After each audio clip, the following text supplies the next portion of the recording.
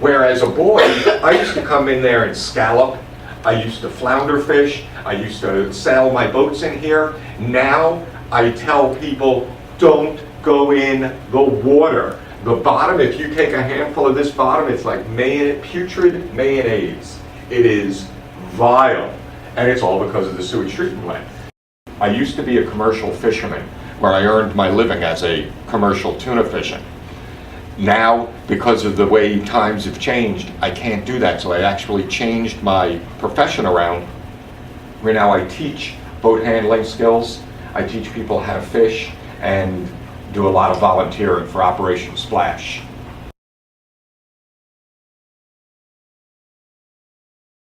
We have an open system where our storm drains lead directly into our bays.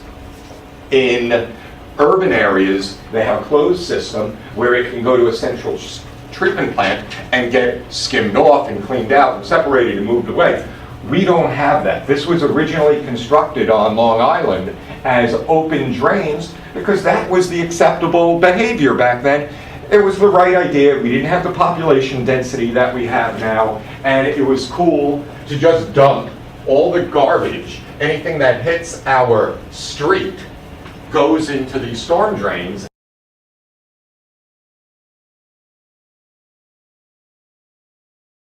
This is something new that's come up. A group called Fabco, a Long Island-based company, came up with these storm drain inserts. And these filters are able to be dialed in for any storm drain area.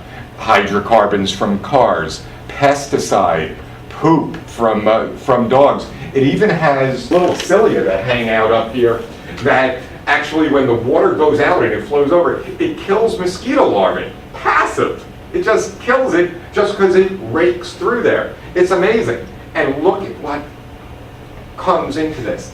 Operation Splash is instrumental in getting these, I believe there's 500 in Freeport, but this is the way of the future. This comes with a vacuum truck. They come in, they put the vacuum in, spray, power wash, boom, boom, boom, clean it up, and it doesn't get into the water. Stopping at the first line of defense. This is a solution that Splash has come up with and doing a great thing. But Splash came up with this idea, and we're not a bunch of rocket scientists. We're a bunch of humble pirates that just drink some beer and come up with some ideas. And we were like, hey, what if we take the pipe from the sewage treatment plant, run it down here, run it all the way out down this way, over to Cedar Creek sewage treatment plant that has an outflow pipe that goes 2.5 miles off the beach, and it's out in the ocean all of a sudden, so it's being able to be diluted. This is some of the stats about Bay Park Sewage Treatment Plant. And this is going back a couple of years. They actually, on number 3, Bay Park received 11 violations or excursions since 2004 with all the high levels that you see.